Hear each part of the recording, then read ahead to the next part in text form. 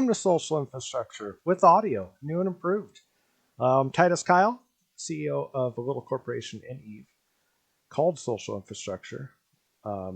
With me at co-host is Fairwin. How are you doing, bud? Hey, Titus. Good, thanks. So yeah, hi everyone. My name is Farwin. A little bit about this show. There are plenty of shows we know that are out there about EVE Online that focus on the big picture politics of nullsec. Lots that drive into the mechanics of gameplay. Here, we like to focus on the little things that make EVE great. The smaller groups you've probably never heard of, the connections people make, the personal stories. I think EVE's known for its ability to create emergent narratives, and every player's got their own story. So here we're blessed to be to welcome none other than CSM member and co-host of the Meta Show, the one and only Brisc Rubal, to come and tell us a little bit about his story through EVE Online. Welcome, Brisc. Thank you, Farwin. Thank you, Titus. I appreciate you guys inviting me on the show. I know you had Dunk Dinkle first. He was here the last time. So I feel like I've got big shoes to fill. But I am pleased that I was able to help you guys troubleshoot audio, because everyone watching from my Rampage friends and from my streaming know audio is the bane of my existence. And I have figured out what I've broken on the fly many, many a time. So I'm happy I could help you guys out with that. It seems to be the story of my life. Yeah, we appreciate it. Hopefully, now we're getting an echo. Oh no, now we got an echo. Dear Lord. I've done this before, you wouldn't know it though. I think we're just getting Brisk bugs that fall with us. How about now? I would say, all right, make sure that you mute the whatever, if you got the stream up, mute that so that they're not hearing it, because it's going to feedback on you. Fixed.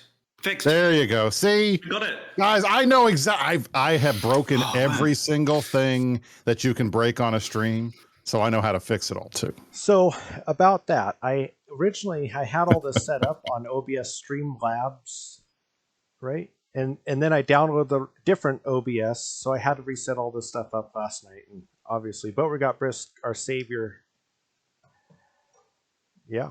All right. Well, that's what I do. Get your mic in as well, Titus. Get your mic as close as you can. I'm just gonna have to kind of yell. Something happened with my mic. This is a low quality show, not quite the Meta Show, but we're gonna power through it. Well, the Meta Show wasn't the Meta Show when I started doing it either, so don't worry. You guys are getting, what is this? We're on episode 8 now, so you guys still got a ways to go. You're getting there. Yeah, don't worry. Little ways to go. Well, I mean, since we brought you on here, let's get to know a little more about you. Like, how did you start playing Eve? What got you into the game? So this is an interesting story, and I like to tell it because it's funny. So I started playing Star Wars Galaxies in 2003 when it came out. I was a big Star Wars nerd, and in fact, my buddy and I started our guild in Star Wars Galaxies driving back from one of our other friends' weddings in Ohio. And he wanted to play SWG, and I was like, I'll play with you. He was like, we should start a guild. Okay, all right, here's what we're going to do. And we created all this stuff. So we played the game for a couple years, and after the folks at Sony decided to just implode a great game and turn it into some theme parky bullshit, we started looking for another game. And I went to go play WoW, and my buddy went to EVE Online. And he grabbed me later and said, hey, you got to check this game out. It reminds me a lot of Star Wars. It's a lot more hardcore. It's a lot more scarier. Like, there's PvP all over the place, and crazy stuff happens all the time, and you can never trust anyone, and scamming's allowed. And all. I was like, are you serious? This is super hardcore. And I was like, yeah. All right, let's try it. So he brought me to EVE. This was 2006. The first 6 months I played EVE Online, I never undocked from the station. I was so scared that the second that I undocked, I was going to die, that I sat there. I trained up my training skills. I started reading and looking at everything I possibly could find about the game. I hung out with my buddy when he would be on, and we would chat with each other, and I would chat with people in Jita. And that's all I did for the first, I may be exaggerating 6 months, but it felt like 6 months. Right. And so I started out as just like a high sec player. And I'll be honest, the game did not stick with me. Like, I played it for a year or so by myself on high sec. My buddy started playing it pretty hardcore, and then he just quit and wandered off, and he ended up getting another law job somewhere else, and he just stopped playing games. And so I was by myself. I hadn't found a player corporation or anything. So I was just a high sec random player running missions, hanging out by myself, desperately hoping someday to get into a Raven, because that was my favorite ship and still is. You look sad just remembering that, I have to say. No, it's funny because, you know, when I think about it, like, I think it's 2006. It's right around the time that Goons and Bob were going at it, right before, you know, it was right in the Great War when Bob was going to go down. And I look back on all of the Eve history that I could have been a part of if I had just like gone out and found a group of people to play with that were more than just my buddy, but I didn't. And so what happened? I putzed around in high sec for a year. And then I would quit. And then I would come back a year later and I would try it for another 6 months and then I'd quit. And that happened on and on and on and on. I ended up making up my own corporation that was just one-man corporation and stuff. And I did that for a couple more years until finally I got back into the game, like finally got bit by the Eve bug in 2016. And I've been playing every day ever since. And it was something to do with joining that corporation that did that, was it? What was the thing that gave you the bug? That was it. It was finally having, so basically it's finally having friends, like having people to talk to. So when I was goofing around in high sec and everything, and I just would take my Drake and go run a mission, or I finally got into a Raven, but then I realized I couldn't fly it at all. Like I could sit in it, but I couldn't do anything. So I had to like teach myself the game and learn the game. And I watched Suetonia's easy videos. I read the stuff on the Eve Uni website, and I looked back when we had the old Eve Wikipedia site and all that kind of stuff. And I just tried to teach myself, but I was playing by myself, so I didn't know what the hell I was doing. And I ran into a buddy in 2016. I had just come off a political campaign. I was running for a local office. I lost my election by 56 votes, I think it was. And I was bummed out, and I was just like, I was done with politics. I wanted to just go hang out. One of my buddies, who was a consultant, said, "Hey, I play this game called Eve. You should come check it out with me." I'm like, "I play Eve." He's like, "Really? What do you do?" I'm like, "I don't know. I just hang out in a high sec place." He's like, "All right, no, you got to come with me." So he got me in with his group of friends, and we were in a null sec group. I still remember this. It was October of 2016. And he said, come meet where we are. And I'm like, I don't know, where are you guys? And he said, we're in Teenal. And I said, where the hell is that? And he's like, it's way in the northeast. And I said, okay, well, how do I get there? Well, here's the system. Just put this in your little route calculator and you'll get there, right? So I was in an Osprey Navy issue. I still remember this. I was in an Osprey Navy issue. I had all my stuff, like everything I owned in the game, except for like Liquidisk and stuff.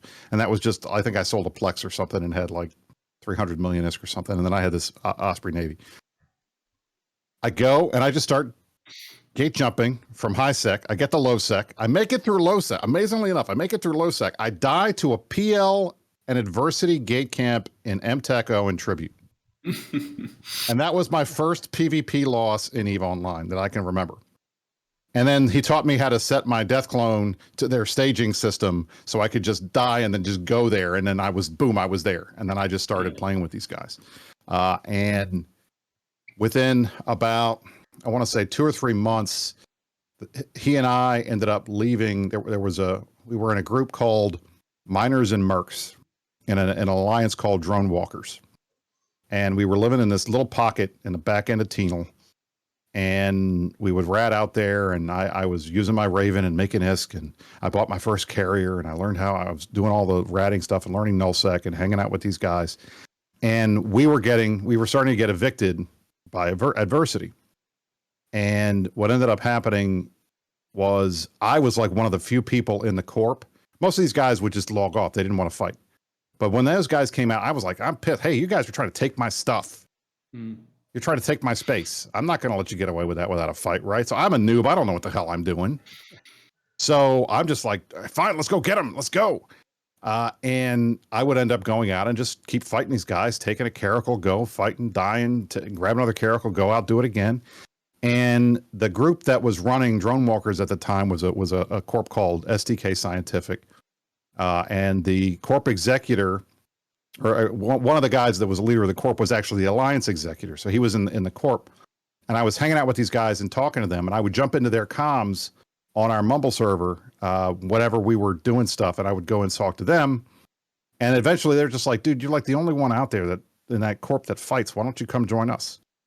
And I was like, well, I don't know. These are the guys I started playing with and everything. And they're like, just come on and do it. And I said, well, can I bring my other friend, my real life friend?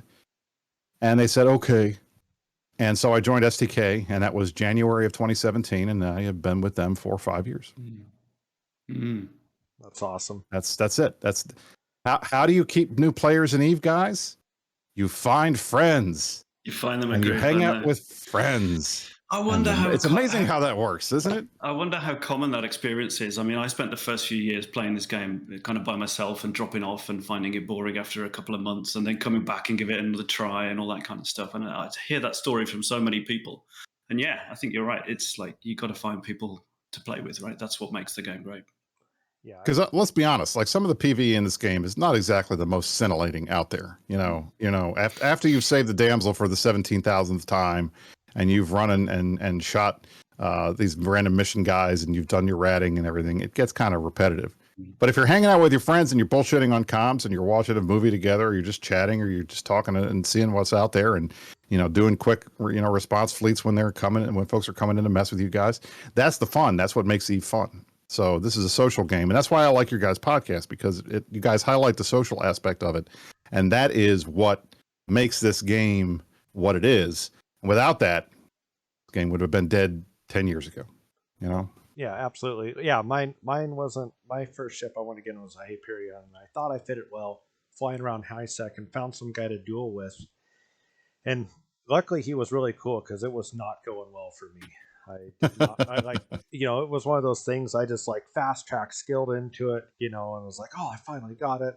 I think, of course, I sold a Plex or something like that to afford it. Couldn't be patient enough to get it on my own. And yeah, and from that fight, before I think I was halfway in hull, he stopped shooting me and convoed me and showed me that there was third-party comm systems and all that kind of stuff. And I didn't stay super long with that group, but it just kind of got that bug going of like, oh, this is way funner to play with people. Exactly. Get some friends. This game is 10,000 times better with friends. Yeah. And that. I think you touched on another thing there as well, which was leaving your first group. I think for a lot of people, that's quite painful, isn't it? They're the people you found first that took you out. Yeah. Well, there's always this whole, like my wife tells me all the time that I'm way too loyal. And that I need you need to do what's best for you sometimes. You can't just be loyal all the time, Brisc. And I'm like, yeah, I know, but still.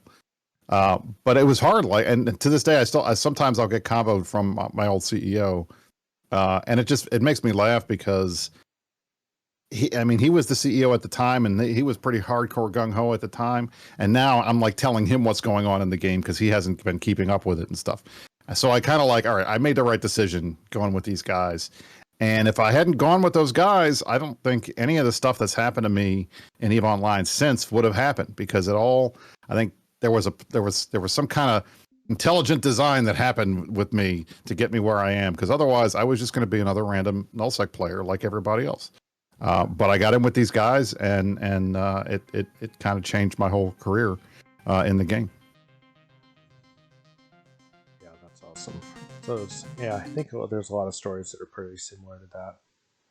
I mean, a lot of you're a pretty well-known guy, Brisc Rubal. I think that name carries I'd say a fair majority of EVE players know the name when it comes about. How'd you come up with that name? Was there some history behind it, or was it a random cue? Or it's from a Star Wars name generator. That's what I did. So when I started, like, Brisc has been the name. The first game that I played, the first MMO I played was Dark Age of Camelot, and I can't even remember my character's name back then because it was some nonsense. I think it was some like playoff of my real life name. And I said when we were doing a Star Wars, I'm like, I need a good name. I need a name that people will remember. And there was a Star Wars name generator, and it picked like 3 letters of your first name and 2 letters of your last name, and 2 letters of your mother's maiden name and 3 letters of where you were born, and put it all together. And my first name is Brian. My last name is Shaneman. Start Brisc, Brisc. Brisc. There it goes. And it sounded cool because it was like a misspelling of another word, and it kind of looked Star Warsy, and I was like, that's good. And then Rubal, I'm born in Baltimore. My mother's maiden name starts with RU. I'm not telling you, and I'm not going to give you the last four digits of my social security number either. But that's how I got the last name Rubal. And then boom, that was my name. And I have used that in every single game that I have played ever since. So unless there is somebody out there copying me, if you see Brisc Rubal, if Brisc Rubal teabags you in Call of Duty, it's either me or my son. All right. So just be aware of that. And if and every other game that I play, I use it as well. So I always try to get in there. There's a new MMO. I'm going to go out there and try to grab my name because that's me. That's my brand. So I've been doing that since 2003 now. And that's why when I got banned, it was a big deal because I'm like, holy crap, this name I've been using for 20 years, I can't use it anymore.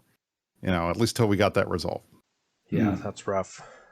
Yeah, this isn't my first character. I guess my first main was some just complete kind of random name of nothing to do with anything that eventually I changed it to this one that has a little more significance to me. But I was like, and then when I started before I started thinking about doing a podcast, I was like, I don't want that to be like what I'm really known by. So yeah, it's kind of fun. Fairwin, how do you come up with your name while we're on the topic? Oh god, so my name was from another MMO. I played. I had older characters in Eve with other names, and I never quite liked them. And then I played Elder Scrolls Online, and I had to come up with a name for that. And I had the name in there, and then it became a D&D name. There you go. So it's like kind of all over the place, So there you go. Yeah, that was how I did mine. But it's funny. The first MMO I ever played was Ultima Online. And for some reason, I called myself Sergey, right? I don't know why I did it. I just had all these Russians coming up to me trying to get me to join their groups in Russian, and I had no idea what to say. That's awesome. So that didn't last very long, actually. That's kind of funny at the time. Yeah. My Rampage co-host Denominate is a big Ultima Online guy. He's been playing it the last couple of days too. They got a private server going, so that's good to know. That's good to know. It's still going. I haven't touched it for years. My connection to Ultima Online was when I was playing Star Wars Galaxies, because I'm a big nerd. I was on their version of the CSM, and Gordon Walton, who was responsible for putting Ultima Online together, one of the producers over there, came over and took over SOE for a while, at least the Star Wars Galaxies part of SOE. And I got to meet him and hang out with him. So it was cool listening to him talk about Ultima Online stories back in the day from when he had first started that game up. So anyway, I hear you. I never pplayed UO, but I have a soft spot in my heart for it. I just love all those Richard Garriott games, though, so they were awesome, I think. We had a question in the chat, actually. Somebody asked if you got your name trademarked. Or maybe stuck it on an NFT yet. I need to do that, right? I should do that, right? Right. Make an NFT of Brisc and then sell it for $1 million and then laugh my way all the way to the bank. I don't, but I probably should do that. Shit, it probably, after this, it probably will be taken. Have to buy it from someone else. I hope not. Well, I have a lot of friends who are good patent lawyers. They can help me with that. So there you go. Yeah, helps to know a guy. Billy Bob, you better not steal my name. I'll get you. I know where you live. Nice. So, you've been playing since 2006. If Fairwin's research is right, like what have kind of been some of your highlights in that time?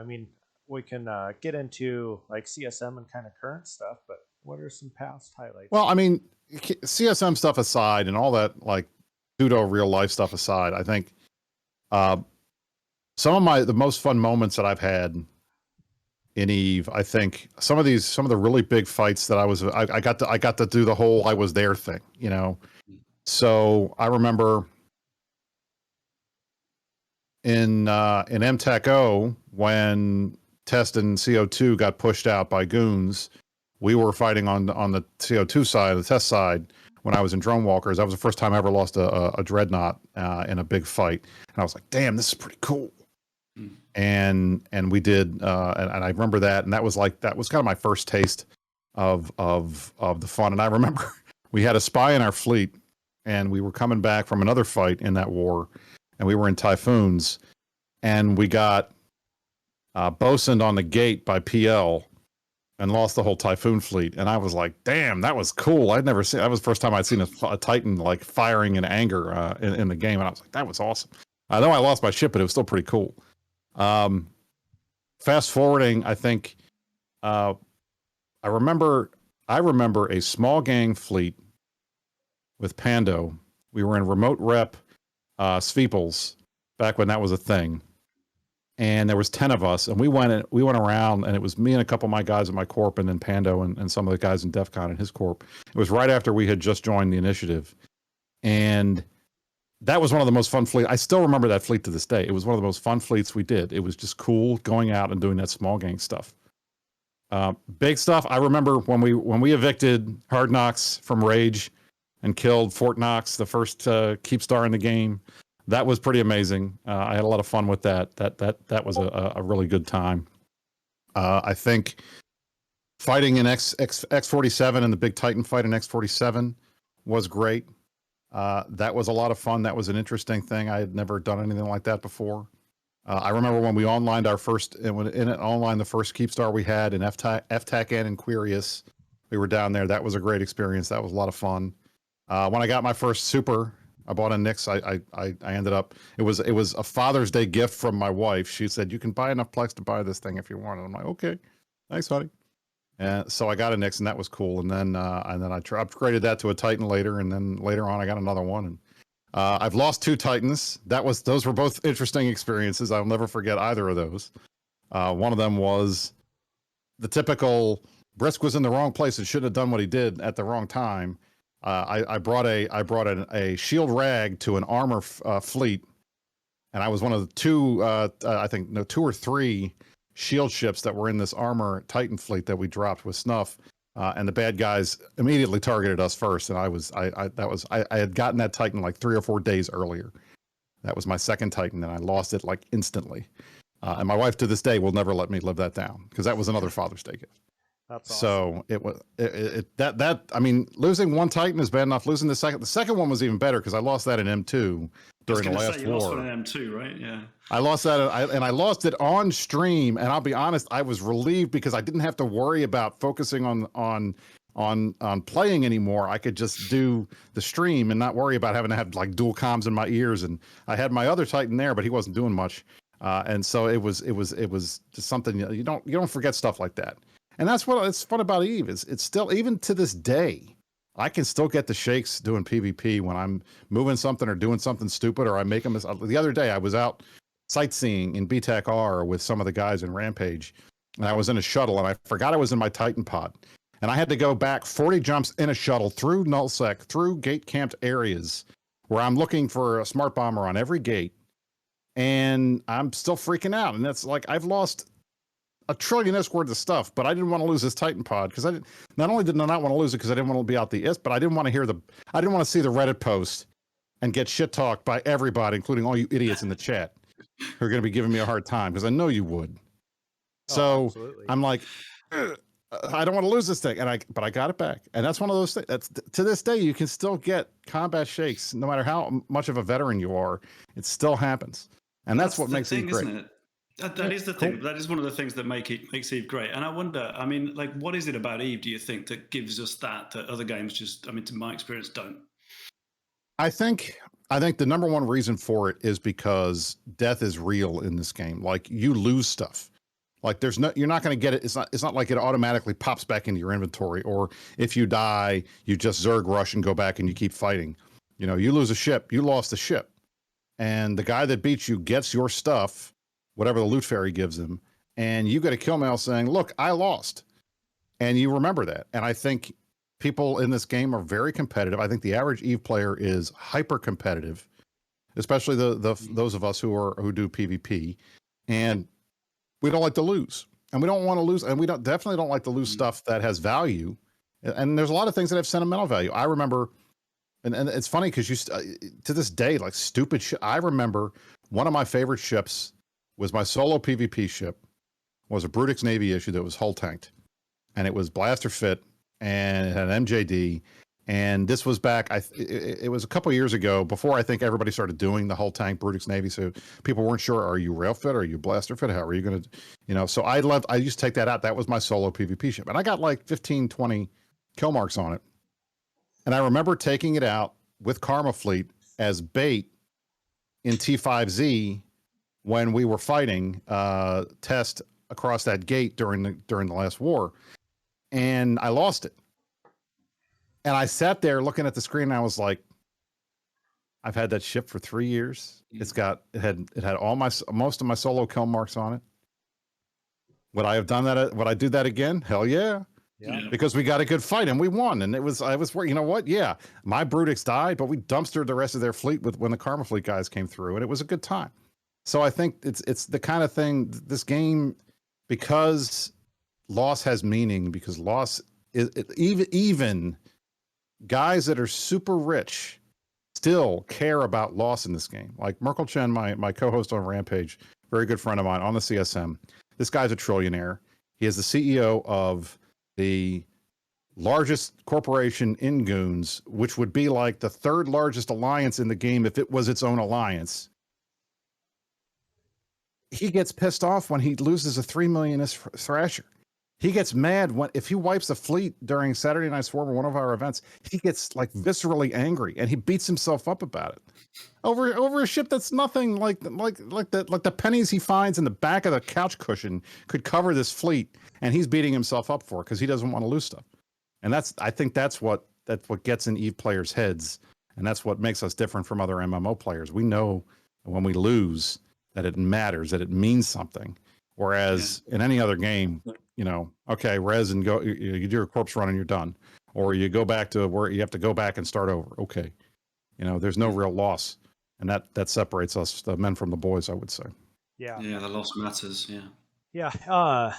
Yeah, like you said, I've never even sent in a Titan. I think I can fly one on a couple of characters, maybe, but you know, like I've a couple times I've actually sent a carrier. You know, at the time, you know, that was like the biggest ship I had, and I've lost two. I've owned two, and I've lost two, and I can remember the lead up, the battle, and then you know afterwards, you know, that whole thing, and yeah, definite, you know, shakes and stuff like that, and I think too, like you know, when you start, you know, IFC a little bit, and like then you also think like not only losing my ship, but then losing all my friendship too, you know, and just you know Right. having their not only my loss but their loss as well. And I think you know it's something that you know you I mean you grow a camaraderie. Not everybody's with these built to guys. take that. Not Yeah. everybody can handle that kind of stress, to be honest. I mean, I'm not a big FC. I've done it. I don't like doing it. I can do it.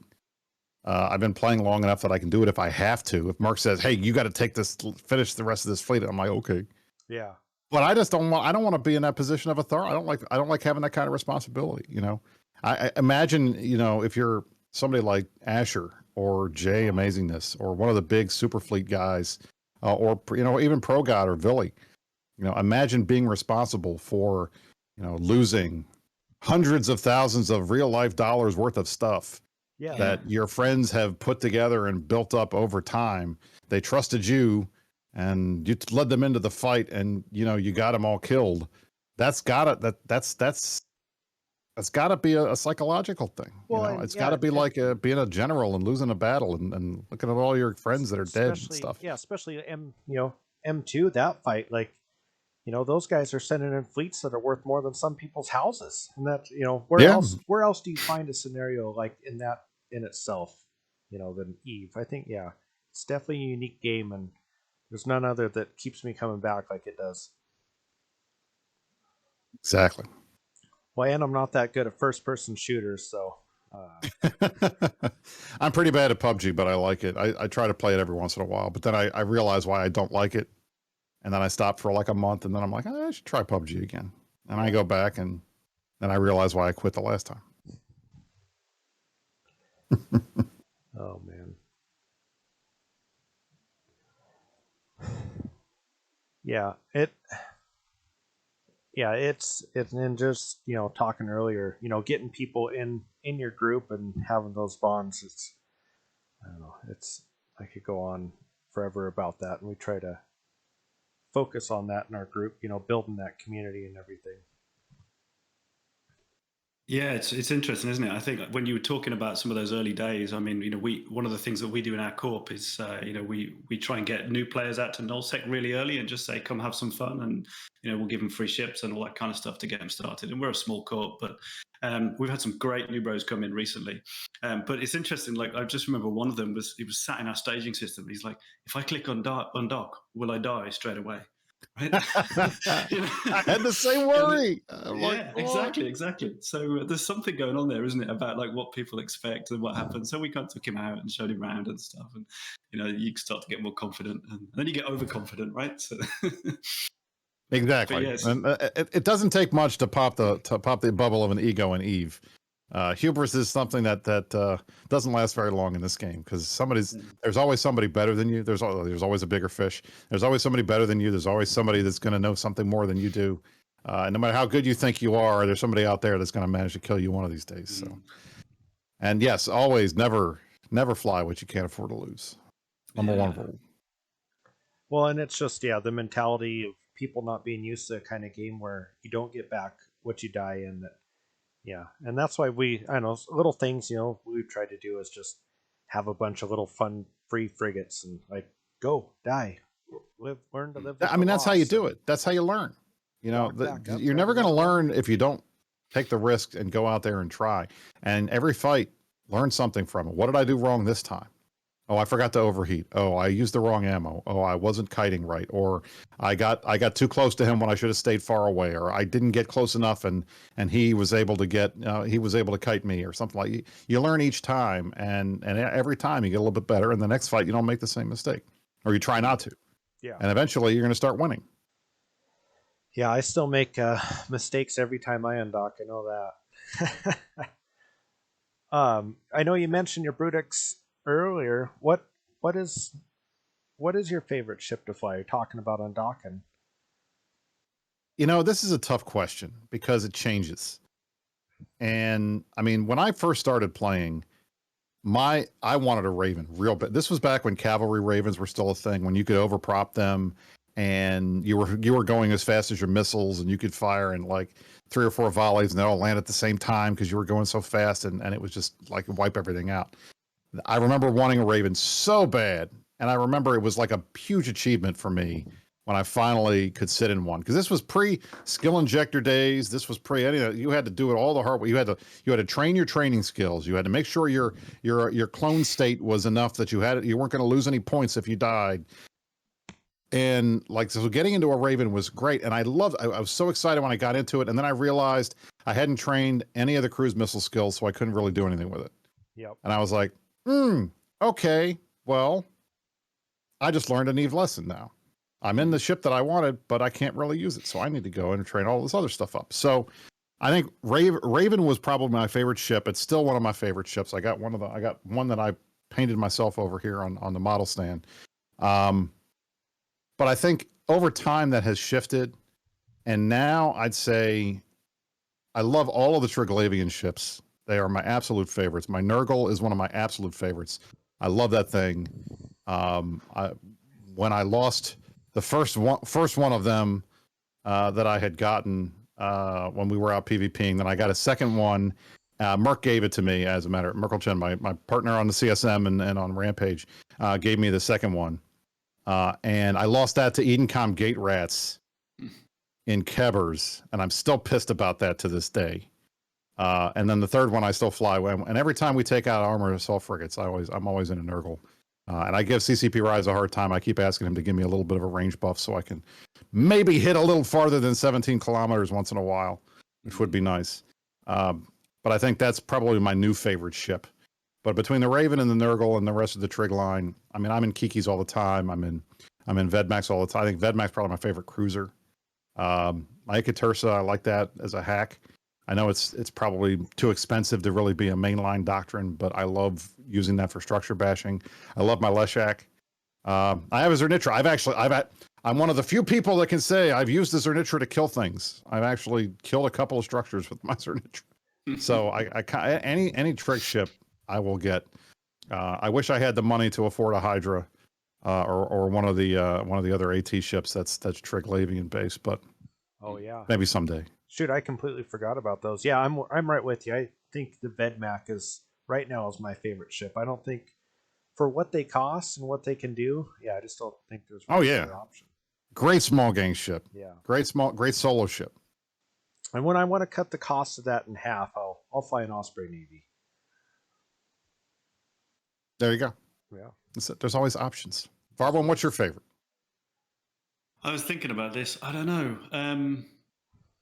I like cloaky things. I think cloaky things are fun. I like that kind of gameplay. I like just roaming around in a bomber sometimes and thinking I shouldn't have been able to get off that gate, and I did. And then you get to go another time. You know, something like that. That's always fun. There you go.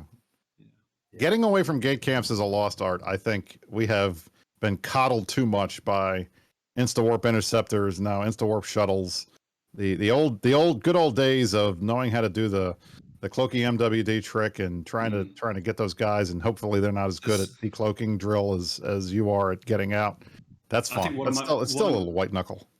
One of my favorite little things to do is to just watch the Saber go the other way as you drift over there. Oh, it's just so good. You didn't know where I was aligning to. Yeah, exactly. Oh, that's funny. Actually, yeah, me and Fairwind a couple days ago, we went on a roam up in kind of into Volta and Blob space, and they were chasing us pretty hard, and Fairwind made like a daring escape. We think what happened is actually one of the NPCs damped the interceptor that was on him, and he managed to skate away. Oh, those fucking gate rats were finally good for something. Yeah. And I got out in a caracal, and I have no idea. I had a nightmare on me. I had no idea what happened. But suddenly the point disappeared. So there we go. Off we go. It was pretty funny too, because the other guy messaged him in game, was super pissed that guy dropped the point on him. What he did, yeah. Well, the first thing he said was, "Oh, why are you stabbed? You stabbed WTF?" And I was like, "No, what's going on?" You're not gonna put a stab on a freaking bomber? Come on. No. So this was I got myself out of a Volta gate camp. I was quite happy with that. Yeah, I love was a it. caracal, That's awesome. wasn't it? In a caracal, Yeah, that so was. Oh, you're definitely not gonna put a warp stab on a caracal. Come on. That's even better. Yeah. That's awesome. Good stuff. That's good. So before we start getting in some, what are you guys in it up to these days? And what role? I know you're not an official, I guess, in the leadership there, but I mean, you got to have some kind of honorary role there. There's a purpose. There's something Brisc Rubal does in that organization. I have no responsibilities here whatsoever. That is my line, and I am sticking to it. No, I talk to all the leadership guys, and I if they ask me for advice or anything like that, I'm happy to give it to them. I guess I'm kind of an unpaid, anything advisor, but being a famous player that's also a line member it's nice, because I hang out with the regular guys, and I'm not allowed in any of the good channels, and I don't have access to any of the secret stuff. So what they tell me, stuff I find out, obviously, because when your co-host on one show is the head diplo for the goons, and your co-host on the other show is the supreme emperor of all time, of EVE Online, you're going to learn shit. They're going to tell you stuff, and you're going to find out what's going on. So I am pretty well informed about things, but in terms of actual responsibility, no, it's just one of these things. I've always said I do enough of this stuff in real life. I've been in office. I'm a lawyer. I'm a lobbyist. I'm a politician. I do all this stuff. I have responsibility in real life. I don't need it in EVE. I want to come home and just have a good time. And if there are days when I can go on a fleet, I want to go on a fleet, and I don't want to have to be responsible for a bunch of other stuff. So I've done my best. Like I've actively eschewed any kind of leadership position, and maybe that'll change. Maybe if I'm not on the CSM anymore, maybe if there's less of a pull on my time, or I'm not doing stuff in real life or anything, and I'm bored, maybe I'll say, hey guys, I'm happy to do a job now. But that day hasn't come yet. So, I mean, for right now, I'm just a line member. I'm not even a director in my corporation. I'm an honorary director in Karma Fleet, if anything. Merck says I'm the only director in Karma Fleet who's not actually in Karma Fleet, although I have an alt in there. And I'm one of the only dual citizens they let. So I have one alt that's in Karma Fleet. The rest are all in it. And then, of course, I have my Horde Spy alt, because we all have Horde Spy alts. I mean, why not? Right? So that's funny. And yeah, and I could only imagine, I'm sure people pass on a bunch of information. I'm sure there's been those moments where you talk to their guys about something, and they probably wonder how the hell you found out before they did. Oh yeah, I mean, and that's one of the benefits is everybody thinks I run in it. Like this is a running gag that we have. Like Shines and I will laugh about it all the time. That they think because I'm on the Meta Show or I'm on the CSM that I have to be some super like either officially or like the unofficial puppet master kind of guy, but I'm not. I'm just a line member, and that's all I've really ever really aspired to be in the game. I like being famous. I have a big head. I like being on all the shows. I like when you guys ask me to come do shows like this. That's why I do them, and it's fun to chat with my friends and tell my story and things. And I like being on camera. I am an attention whore. I freely admit that.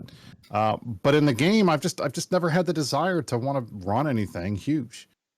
So when I see people like, you should take over the Imperium, I'm like, no, are you nuts? Let me just do that. I don't want that damn job. You can pay me enough to do that fucking job. It's thankless, and the guys that do that do it so well. I wouldn't, they don't need my help. I'm happy to offer advice on the side for a small fee. I am a lawyer, right? So I got to get paid. Yeah. But I stay as far away from any responsibility as I can. I got enough of that with the CSM anyway. That's a full-time job in and of itself.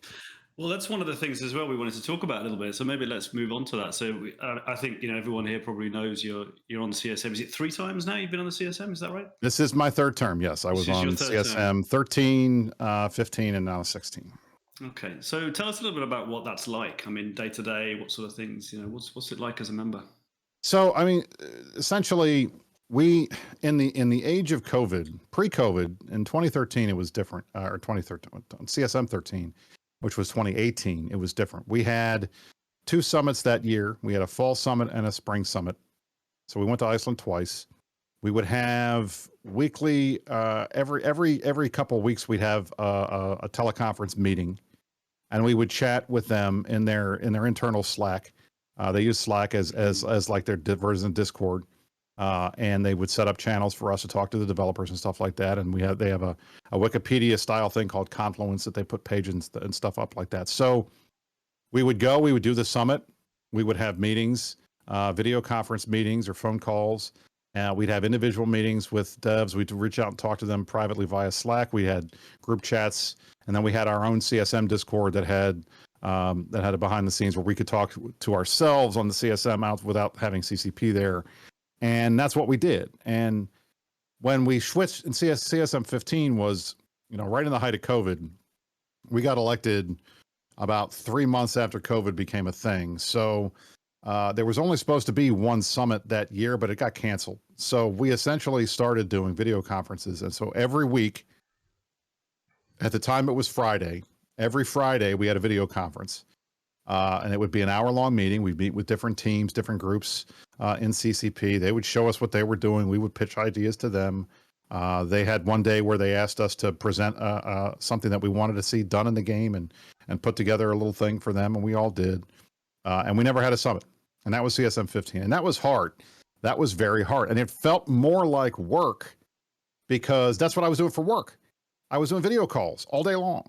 Yeah. So, I mean, I will say that those of us who play EVE and who stream were head and shoulders above everybody else on the planet in getting our shit together during COVID, which made it nice because I'd be like, oh, you have such a great background and your audio sounds good and you've got a nice camera. I'm like, yeah, I'm a streamer. Sorry. I'm a nerd. You guys know that. But I think CSM 16 has been even harder because I think when we started CSM 15, the war wasn't a thing. It hadn't really started. And I think that the mix of folks on there, we had a lot of we had some longer term people that were on there. We had some new folks that were on there. It was an interesting mix of players. And I had a good time on CSM 15. I don't think we were as effective as CSM 13. I think CSM 13 got a ton of stuff done. We got a lot of, like the War Deck stuff that we got done in CSM 13 is still like a massive change. It had a very positive impact. And 15, I look back and I know we got a lot of stuff done and we did some stuff, but it didn't feel as impactful to me. And maybe that's because I didn't get to go to Iceland. I didn't get to see the devs in person. I didn't get to meet the other rest of the CSM. Like I've never met Billy in real life. I've never had a chance to even talk to him. So on CSM 16, when we're in the middle of the war and I'm making fun of him every week on Meta Show as part of the shtick for the propaganda and stuff, there were times when the relationships got frayed and it got very heated. And he and I, I gave him a hard time, and Billy stands up for himself very well. So it just felt different, and the tenor kind of felt different. And I think this time around, this CSM has been much harder because I felt like we were on the edge of being able to get back and do in-person summits. And then the rug got pulled out from us, and we were supposed to do one in September. Nope, didn't happen. Then we're supposed to do one in February. Nope, couldn't happen. Either it's Delta, then it's Omicron, and then we're all sitting back here, and then we're pushing and trying to get stuff done. And you're in the middle of scarcity, and the players are angry, and they're screaming and yelling, and they're yelling at you. And I made the public decision when I ran on CSM 13 that I was going to be Brisc the politician on the CSM, which meant I was going to treat this like I was a real elected job. So I was going to do every show that asked me. I was going to answer questions. I was going to read every post. I was going to put up a website and keep it up to date, and like people would give me things and I'd say, yes, I'll put that on my list, and I would publish the list, and I would show all these guys, and I would go out there and be proactive, and I wouldn't just represent Init, and I wouldn't just represent nullsec. And I'd reach out to groups that were underrepresented. I'd go and talk to the wormholers and get spat on and then walk away. I'd go out and talk to folks in low sec. I'd go out and talk to the high sec guys who didn't have representation at the time. And I would try to do my best to represent them as best I could. Now, I was not a subject matter expert, but I don't think you need to be on the CSM. And frankly, I think it's probably a downside, because if you're so good at one thing that you're like the subject matter expert, it means necessarily that you haven't done a whole bunch of other stuff, and you probably haven't thought about all that stuff.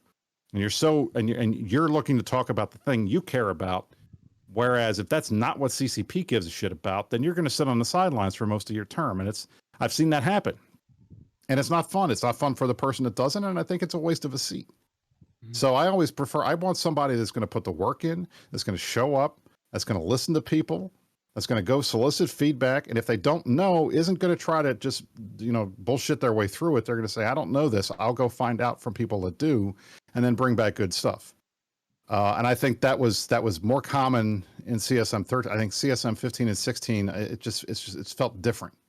Not, I don't want to say it feels different. It feels different bad, but I've been more stressed out by this CSM than I have been by any of the other previous ones, including 13 when I got banned. So yeah, I feel like right now it wasn't until this CSM where I really was worried about the state of the game, to the point that I was like, I try not to be the one that freaks out. I am not a Chicken Little. I do not doomsay. I try to be as objective and as forthright as I can be.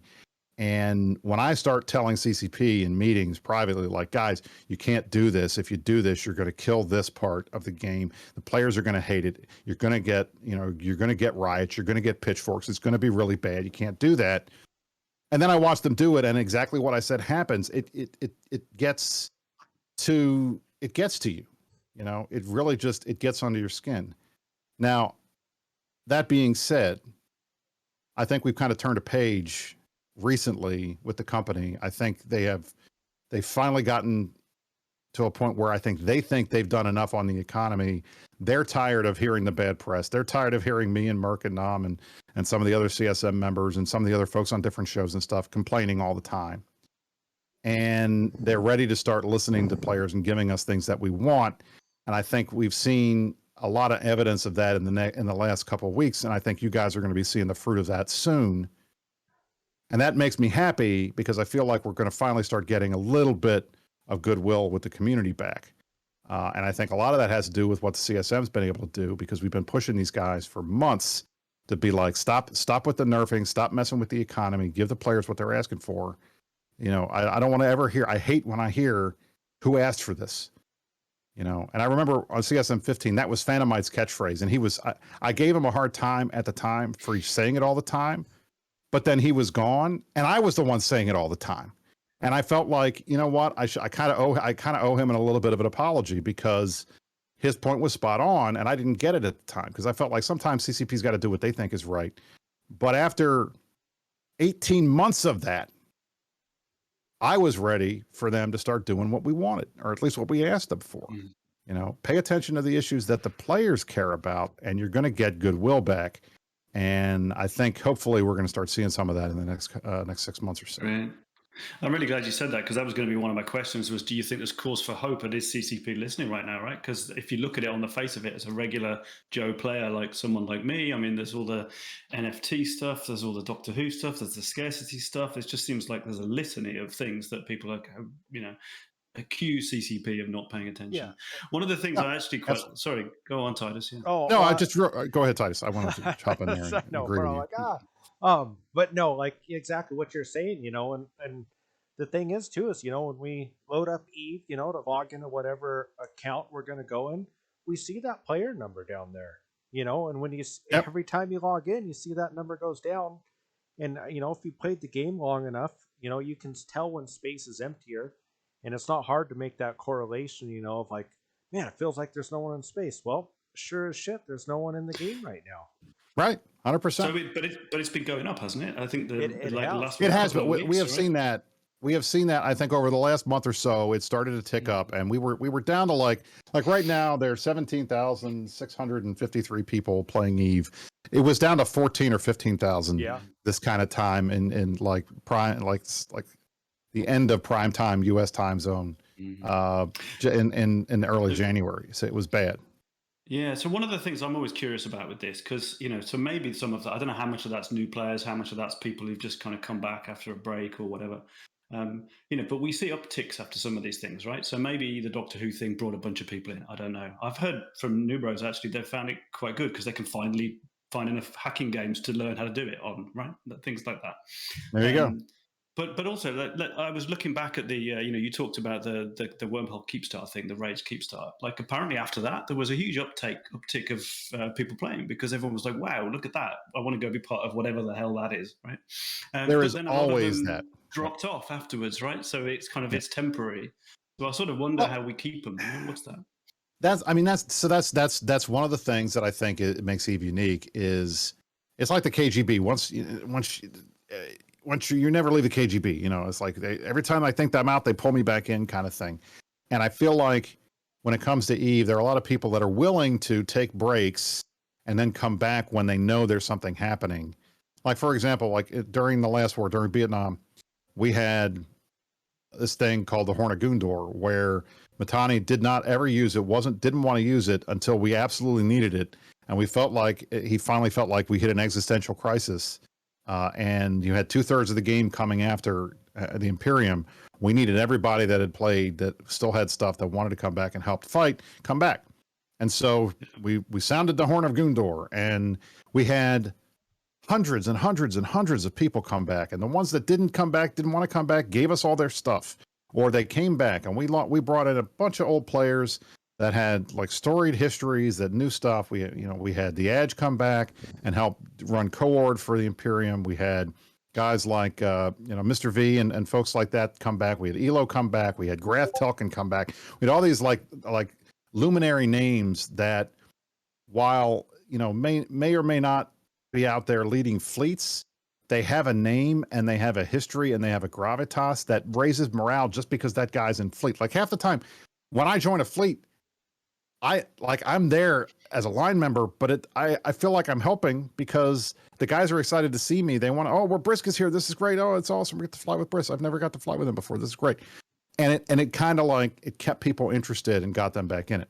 And then, but the downside to that is every war ends, every fight ends. There's a mopping up phase. All right, we're in the lull between the fights. And after you spend a year and a month in the longest sustained war in the history of the game, then the next 5 or 6 months have been downtime because everybody's like decimated. We're all like broke, going out. We have to figure out how do you make money in Eve now? Because while we're fighting this war, CCP is throwing scarcity up and making it harder to do all the stuff that we did before. So we got to go back and figure out how to do all the stuff again.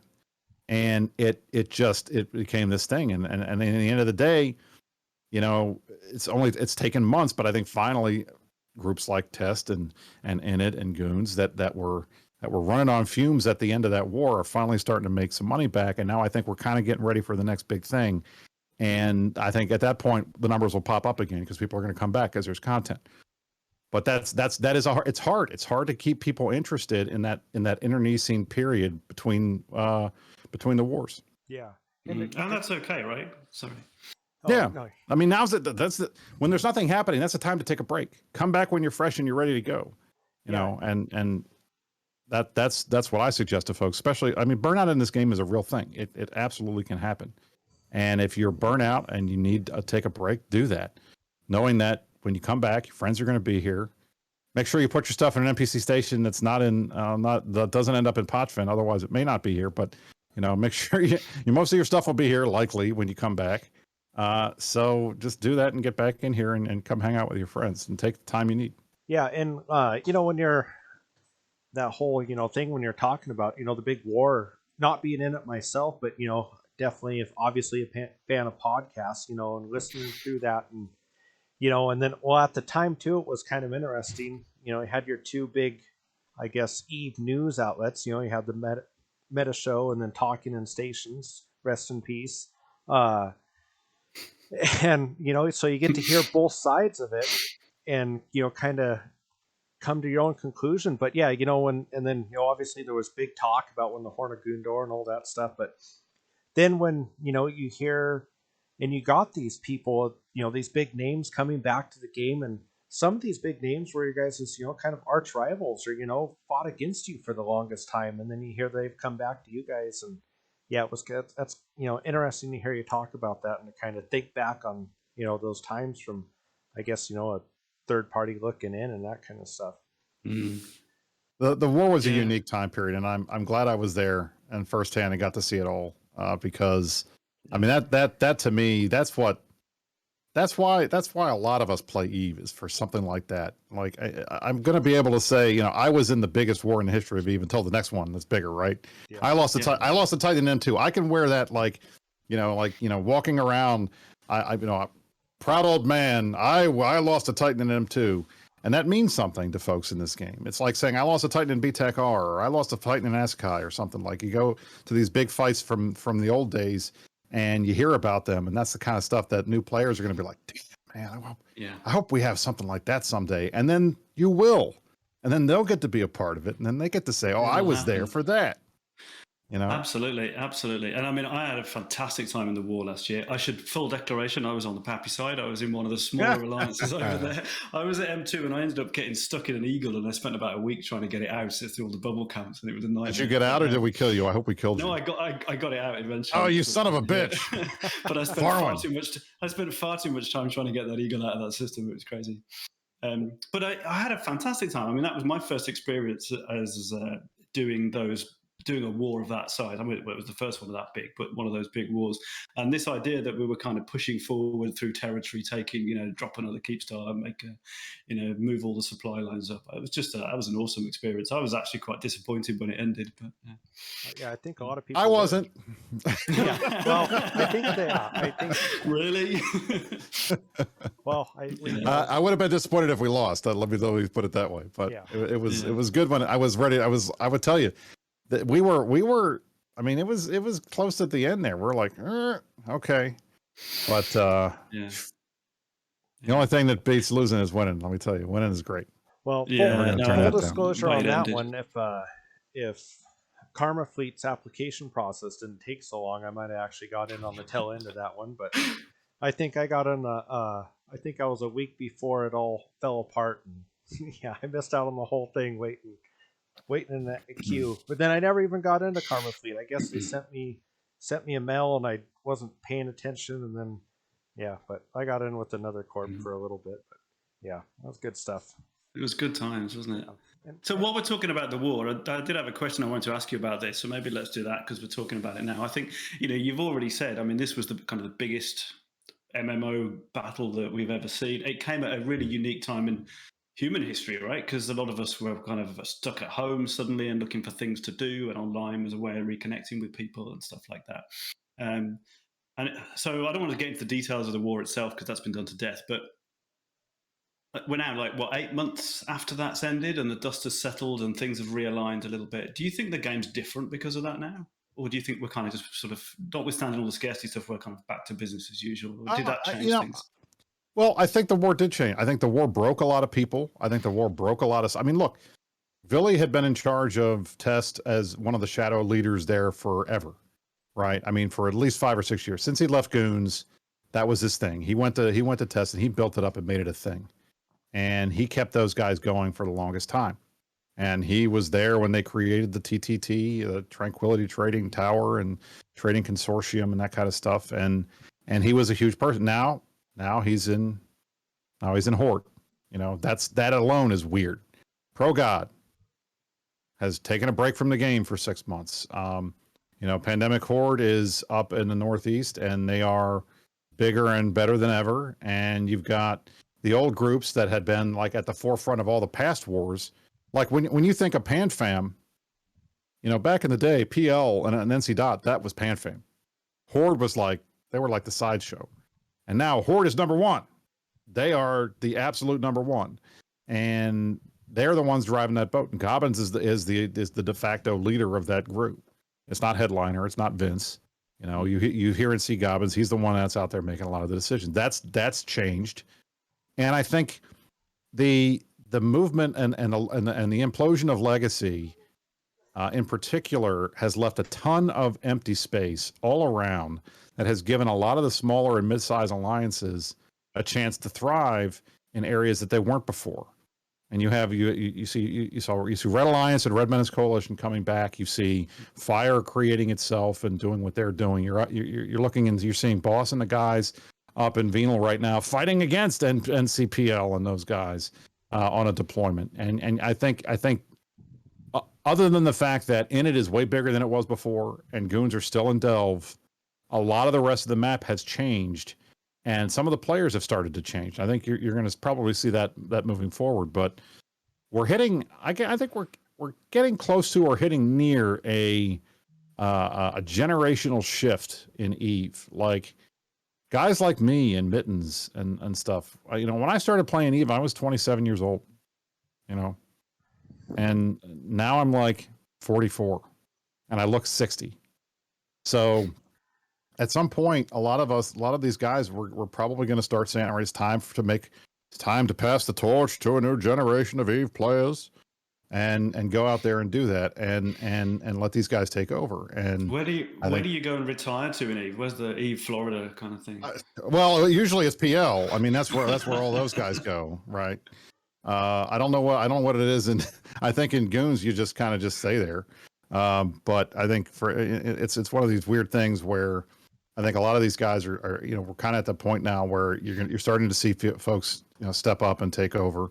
For example, like in Init, Sister Bliss is still our chief guy. He's been around a long time.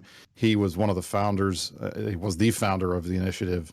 But he's been on hiatus for about a year and a half or so. And there's 3,000 or 4,000 people, or, you know, well, I can't say people, characters that have joined Init in the last 2 years who've never heard him at all. Maybe they've heard him on comms once or twice. Maybe they've been in a fleet with him. But when they think of who runs Init, they think Dark Shines.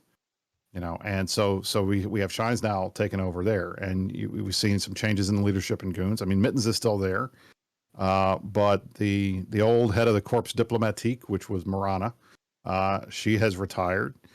Tuzzy, who used to run Goons Forum offensive logistics, has retired. We got Billy Bop. He's in the chat here. He's now the head of GSOL. Merkel Chen, my buddy who was chief of staff, is now the head of the Corps D. So there's a lot. I mean, there's a lot of changes that have made in personnel. And look over at Test, for example. Like Billy's gone, and you've got Pro God gone. So and Sapporo is taking a step back. So they've got new leadership over there, and I think some of these smaller groups are starting to coalesce, and you're starting to see more of them. And I think that'll be the long-term impact of the war, is that a lot of I think we have furrowed and fallowed and fertilized the ground in a lot of places in nullsec, and I'm hoping that some of these smaller and mid-sized groups are going to start growing there, and they'll turn into the big guys in the future. Hey, I'll tell you And what, Titus, we're trying. we've been doing that, haven't we? We've been trying to do that, Right. both of us, since There we you came go. on. This is round 2 this year, so OMIS did not go well. Thank you, Fire Coalition. Yeah, you guys really showed us the what for. I'm not bitter though, not at all. Logistics were awful there. Logistics are always awful. Yeah, they're not bad where we're Never at fun. now. Well, as far as nullsec goes, I guess it's all in perspective.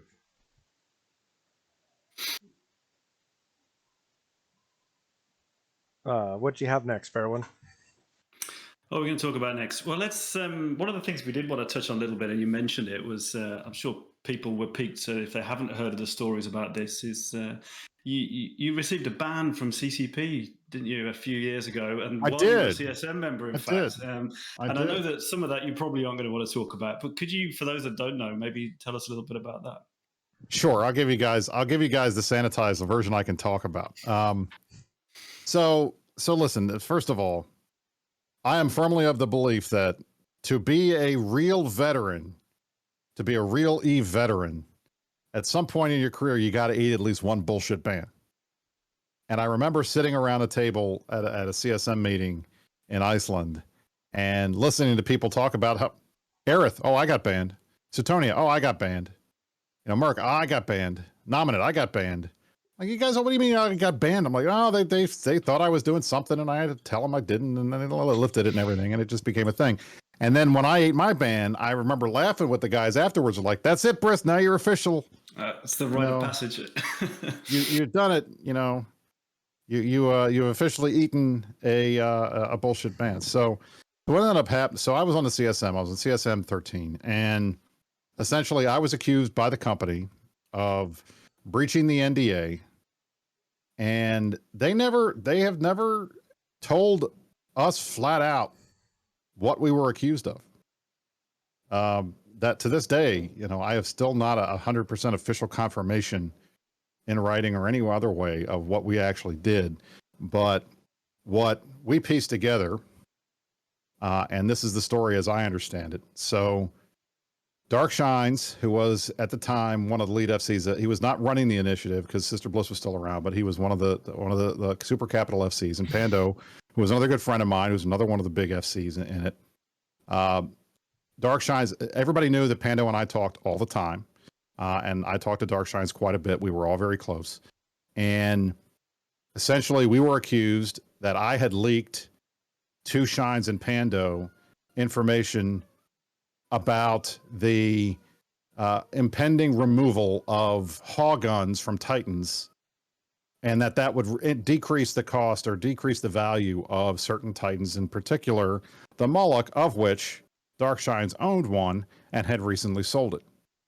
So the accusation was made that Brisc must have told Shines, and that's why he sold it, and he knew ahead of time that this was going to happen. And the result is that he sold it for way more than it was worth after the nerf. And CCP took that and ran with it and just banned the three of us. It banned me for life, and they banned those guys for a year. And they never really checked the story out.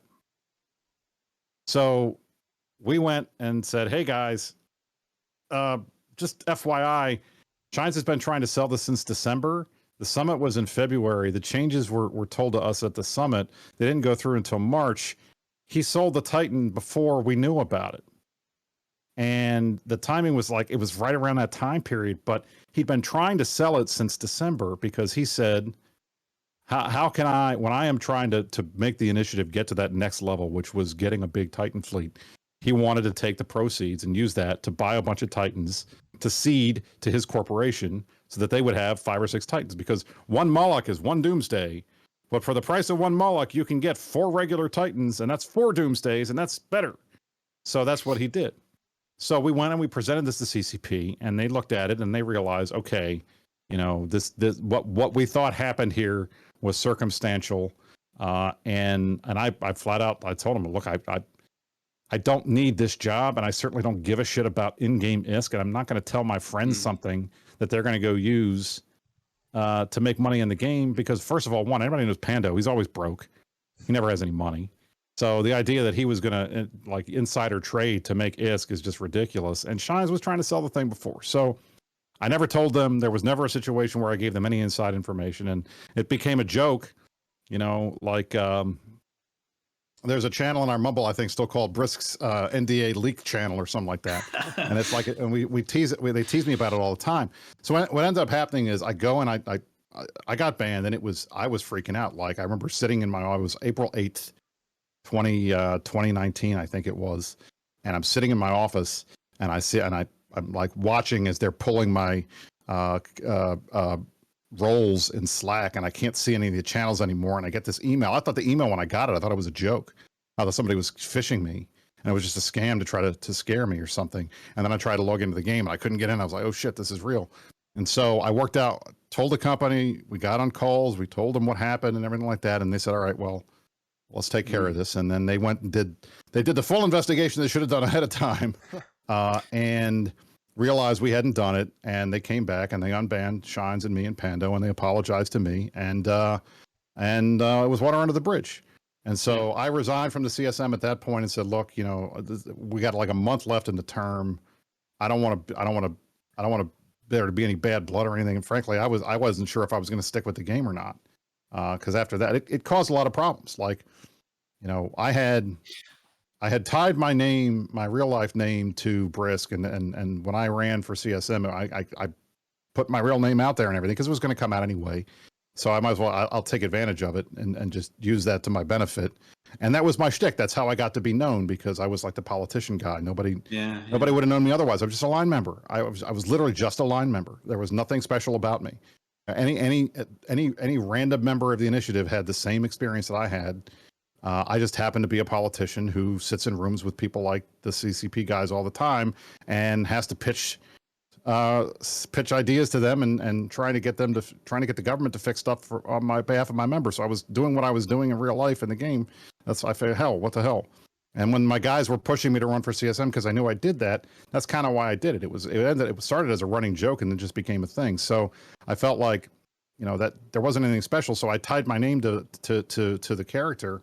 So when the ban came down, I was getting phone calls from the Washington Post. Fox News called my office. My wife lost a client at work because she had a video game trade company that was her client. They had to pull her off the account because they didn't want to have any backsplash from me on there and stuff like that. So it really had a really negative effect on my reputation. But fortunately, you know, once we got out of it and the company did the investigation and confirmed that I didn't do anything wrong, and they apologized and everything. For the most part, most of the people that wrote a lot of nasty stuff came back and said, you know, Brisc, we were wrong. You know, we should have given you the benefit of the doubt. There were a couple of game writers who said some nasty shit who I still held a grudge against, because they never came back with follow-up stories saying, oh, by the way, yeah, he didn't do it. Some of them did. Like I give Steve Messner at PC Gamer and my boy over at Kotaku, Lee, I guess I shouldn't use his real name. His in-game name's Saren. Lee Yancey, it's his Kotaku name. But they all did the right thing, and they helped me out, and they published follow-ups to the story confirming that I didn't do anything. But yeah, you still Google my real life name, and you know, some of those old things come up, and I'm waiting for the next political campaign where I have to explain I was framed. And see if that people will actually And you were completely exonerated from it. And I think from the outside, at least, it always looked like actually it was quite a sort of gentlemanly way to properly resolve a disagreement in the end. I mean, it looked like it kind of was okay. Well, I kind of like, I'd like to think that I'm a professional at this stuff. And in my experience, if I had come out like guns blazing, I'm going to sue you and everything, I would have put them on their back foot, and the likelihood is they would have just dug in and been like, fuck you. You know, you came out here and said all this nasty stuff and everything. Why would we even consider it? But I try to be professional. And the other thing, I like the game. I love the game. I like the company. I like the people. I don't hold any grudges. You know, it was a mistake. People make mistakes. And frankly, the fact that the company was willing to own up and admit that they were wrong and apologize. I think that was like the second time in the history of EVE that had happened. And the previous time was Hilmar's post after Summer of Rage with the greed is good stuff and everything, saying, "Hey, we messed up. We should have given you more." So I was happy with that, and I think it didn't take more than a month before I was back playing every day, and it didn't take another 6 or 7 months before I was like, I kind of want to be back on the CSF. Do you regret tying your real name to it? Because once that's out, you can't pull it back, right? No, because if I didn't, I wouldn't be able to do the stuff that I like to do. Like if there was never a time in this game where I felt like I was ever going to want to just be Mr. Anonymous. Like that's not my personality, and I like being in front of the camera. I like doing this stuff. I have fun with it. I like doing the shows. And when I started cutting my teeth on the shows when I was running for CS, I'm like, damn, this is fun. I want to do this more. So I started doing open comms every Friday night, and then I would do TIS and whenever they asked me. And I kept doing that and got to make a little bit of a name for myself. I wasn't a big deal then. And I didn't really kind of hit my own until they asked me to take over as co-host on the Meta Show. And then I did that. And then Merck started streaming and started inviting us on. So I would go on with him. And then that became Rampage. And now I know I'm streaming, 6 nights a week. And now 7, because on my night off, I'm hanging out with you guys. So there you go, right? So I wouldn't be able to do any of this if I didn't admit who I was, because I've been on national television. People are going to recognize. I mean, I've had people recognize me. Oh, I voted for you when you ran for office in Virginia. Yeah, I remember you. You never get. You really can't stay anonymous at a certain point. So I felt like I'd take what potentially could have been a bad thing with doxing and all other kind of nonsense and try to turn it into a positive. And until the ban thing, I think that I would have said I'd done a pretty good job of it. But there's always that downside. You never know, But this happens in real life to people all the time. People get accused of stuff they don't do all the time. So if anything, that has kind of given me a little bit more sympathy for folks who get accused of stuff and not saying they did it until they're convicted. Because I know what it's like to be in the shoes on the other foot as well, right? Yeah, maybe you didn't have the connections that you've got. So well, I mean, that's that's one of the things also with CCP. I've been pushing them internally for a while, and I told Hilmar about this after I had a conversation with him after we got the ban stuff resolved, and I said, look, you guys should be aware. This game is more than a game for a lot of people. And that's what creates the strong emotions and the emotional ties and keeps people wanting to play. And if you take that away from somebody for a bullshit reason, that's tough. So I told him, you guys should have like a third party, some kind of an ombudsman or somebody that goes over all of these permabans and makes sure that the evidence is airtight and that this is like legit and deserved. Because otherwise you could have a huge impact on somebody's life and you don't even realize it. And you've reached the point now where it's people's real, like a lot of time that they put into this game, isn't it? Years. Oh, I mean, years, time, energy, money, real life money, all kinds of stuff. Well, yeah, and losing that all because somebody said something and CCP said, oh yeah, that looks right, and they ban you. That's not okay. Well, and it's definitely one of those cases of guilty until proven innocent. And exactly.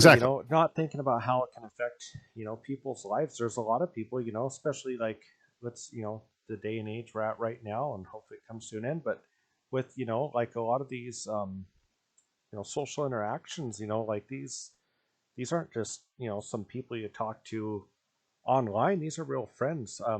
A guy that he ended up living close to me that I met through Eve. Shoot, we go elk hunting now together every year, and it's I think some people just take it at face value as, oh, they can't play a video game anymore. But like we said earlier in this podcast, this game is more than your average video game. Yeah, 100%. Well, I'm glad. Yeah, it's cool to get a little more information about that. And with you being on a lot of these bigger podcasts, a lot of people have heard this story before, but it's also nice, kind of feel like with this we're getting a full, if someone's never heard or doesn't know who Brisc Rubal is, Well, and that's the thing, Ty, you should be surprised. Like, one of the things I love more than anything is when I get into an argument with somebody on Reddit and they're like, who even are you? I'm like, thank you. it's nice to be anonymous every once in a while, and it's fun. And I have never and will never pull the "don't you know who I am" card, because that is the kiss of death for any politician. You never say that. Let them not know who you are. That is much better than trying to say, "Don't you know who I am?" Because there's no way to not sound like a complete dickhead when you say that stuff. No, So I like when I'm not recognized, No, but I I like when I'm recognized too. It's nice to fly around. Like I go fly around at Eve, and people are waving at me and stuff. And I like what I end up doing. I try to wave back, and if I don't see it, and I realize later when I'm looking through local and somebody waved to me, I send them 1337 ISK as a "Hi, Brisc saw you, you're elite" kind of thing. Thanks for saying hi to me. And it's fun, but at the same time, sometimes it's nice to just be another player and not like and not be out there and having to be in front of everything all the time. Yeah, and actually, when you mentioned that, like wasn't that long ago, but yeah, before the first of the year, yeah, like I got this. Oh, this guy added you as a contact, and then like got this little mail. It's like, hey, I watched your podcast. I really liked it. It's like, oh shit, people are watching. Isn't that cool? Isn't was. that fun? Like that's a great feeling when you get those. Like when I get a lot of hate mail, but I get even more like fun mail, and it's nice. Yeah, Nothing better when you get some random person you don't know saying, "Hey, dude, I like your show. Thanks. You made me smile today." Yeah, I mean, and that's what we do it for. Maybe you're That's not what I really do. famous until you get a little bit of hate mail in there, huh? I mean, this is Eve after all. But yeah, no, it was pretty cool. Well, and like I know obviously look at our audio problems we had at the beginning of the show. Thought I had it under control, but obviously not. Don't you worry. But that's what happens. That's what we do. So. But yeah, it's just making this podcast.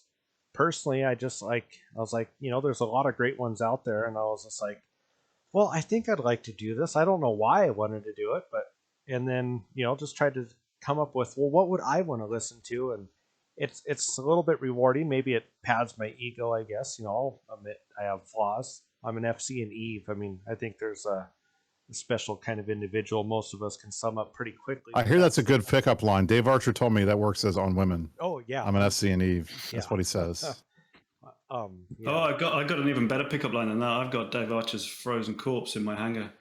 Nice. There you go.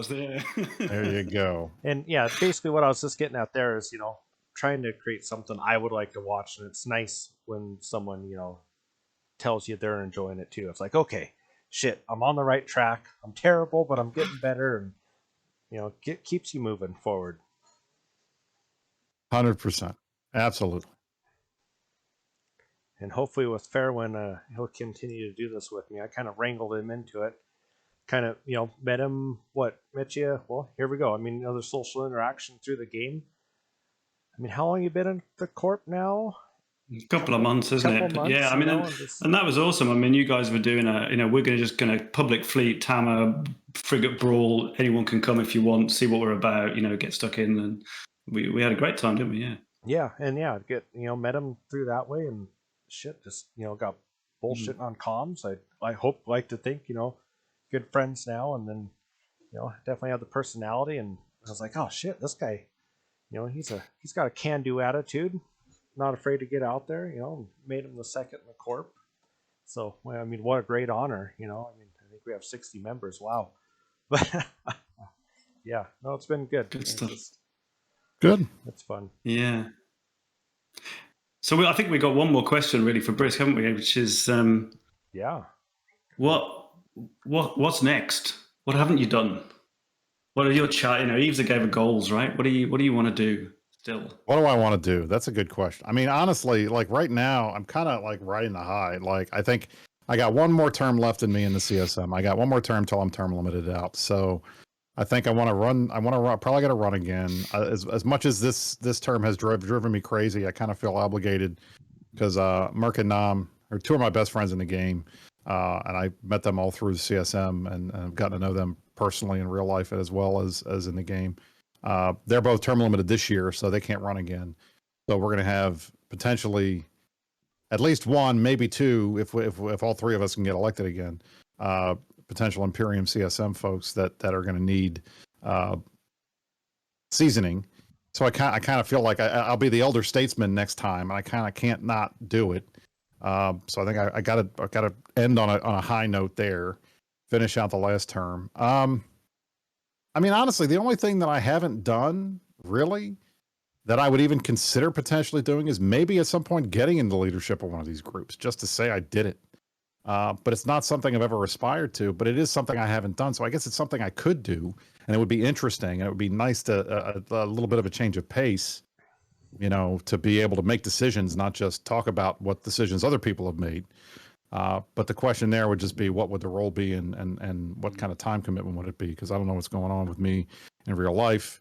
I got some opportunities potentially coming next year. I don't know. We'll see.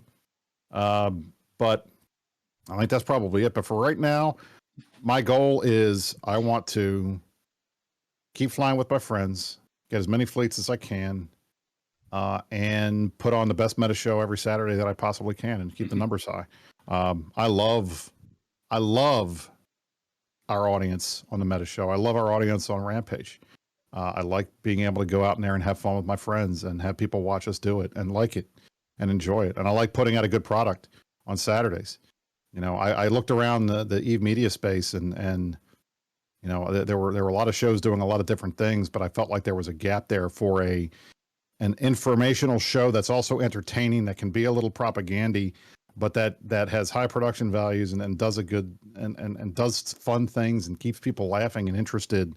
And nobody else was doing it that way. So when I got the opportunity to do that, I said, you know what, let's do it. And we started that audience out when I started Meta Show in November of 2019. No, 2020, November of 2020, I think it was. No, when was it? No, it was 2020, November 2020, I think. No, November 2019, because it was after eVegas. 2019 was the last time we had eVegas in person until the most recent. So it was November of 2019, and we started out, and we were getting 300 or 400 people watching the show. And then right before the war started, we had gotten that up to 600 or 700. And then when the war started, we were getting 13, 14, 1,500 people a week. And now we've managed we coast now, right now, typically every Saturday, getting about 1,000 people watching the show. That's the most that watch an Eve stream live, other than a CCP stream or a tournament stream, on a consistent every Saturday basis out there. And I'm very proud that we did that. And I'm pleased that, it's not just the Imperium guys watching. It's not just because Matani pings it out, because he was doing that before I got there, and they weren't getting those numbers. So we're obviously doing something right now that folks like, and I want to keep doing that for as long as I can. So I think that right now, that's my immediate goal. Well, put on a good show. And with love them, hate them, whatever you may fall in Eve with Goons, I think there's pretty much no question that at this point in Eve, as far as the podcasting goes, that the meta show is kind of the gold standard and what to strive for. I know that if we could ever get close to what you guys do, then obviously we're doing something right. And on a quick little tangent, what's funny that reminds me of the meta show is when I first got into listening to podcasts, I think actually the first really podcasts I ever listened to, period, were about Eve Online. And at that time, the one that I don't know how I came across it was Talking in Stations, and there's no secret that, there was, maybe they were not the most favorable of the Imperium, I guess would be one person's opinion. And I started listening, and and they talked a lot about it, and there was comments made about the meta show and stuff like that, and I was like, oh yeah, God, those damn Goons, and I was a victim to it. And then I was like, well, I got to hear what they're saying. I got to listen to the meta show, and at first, it was it was one of those things where I was like, oh, let's hear what the Goons are up to, or what their spin on it is. How are they going to spin it this week? How are they going to spin it this week? That was exactly where I was last year as well. but then slowly over time, I don't know, if it was maybe I believed you guys more than them, or the way you guys presented it, but I slowly started having a shift, and then it was watching the meta show or listening to it, at work when I got a chance, and then it was like, oh, I guess I'll listen to this other show and see what they have to say on it. But I still wish hopefully they come back with more episodes. I'll listen to them. I pretty much soak up any podcasts I can about Eve, and there's some good ones out there, but I think there's still room for have a few more. But That's kind of, I guess, my little. There's always room for more. Yeah. And that's what I love about the scene, because all it takes, this is the only game where we have talk shows like this, where we just talk about Eve. We're not playing it. We're not you're not watching us play it. We're not streaming playing it. You're hanging out and we're chatting about it and talking about the game and what's going on inside it. No, you don't see that anywhere else. Well, And that's that's part of what makes it cool. Well, what other game is there, geopolitical atmosphere like we have going on? Right. In the game? Exactly. Yeah. Exactly. And I think that's why the meta thing's so true, isn't it? Because like you're saying, there's the kind of facts in game, right? There's the kill mails and the battle reports and stuff like that. But then actually, there's the narratives and the stories and all the rest of it. That's really what drives where the game goes. And we saw so much of that over the last year. It's fantastic. It all matters. I'll be honest. There are. I'm working on trying to do this documentary of the war, and it's taken a while, but hopefully I'll have it done by FanFest. But you look back at the stories, and I mean, there are some dark days for us in the war. Like when we lost Fountain, got pushed out, and then Quirius was starting to fall, and we're falling back on Delve, and we're like, this is not good. It was the meta show, and it was Seriously's and Mind One's DJing and Seriously doing his music videos and stuff that kept the morale up and kept people fighting and kept them interested. And said, you know what, no matter how bad it is, we're going to be able to laugh about it and have a good time and talk about it on Saturday. And we'll have content in the show for you. And then, I created we had the Fountain Frank character and stuff that came out there that was like mocking what people were attacking us for doing and stuff. And to just take it and you turn it into a plus. And that became one of the most popular things we did on the show. So, I felt like you can't underestimate the power of propaganda in Eve. You can't underestimate the power of humor in these shows and doing fun things. And you get out there and you get these guys with their creative juices and they write a song or they do a video or they make a propaganda poster, or they put something on Reddit and they write a semi-erotic fiction or something, and it turns into its own thing, and it keeps people interested and keeps them playing. Yeah. It's one of the only games you can kind of play without playing, right? Without actually logging in. Well, and then I think too, it also just kind of showcases the kind of players or people that play Eve, and that there's some pretty talented. I mean, how many IT guys or people in big business and kind of stuff. Too many. Yeah, it's too many IT guys. Yeah, a lot of IT guys. But yeah, it's cool to see, and it's always. I mean, there's a couple. Oh, I mean, the wife, she just rolls her eyes when that. But every once in a while, there's a couple of Eve's songs that I just have to play. Like on a Warp to the Dance Floor. For some reason, that one just is like, yeah, I can get kind of pumped up on this one.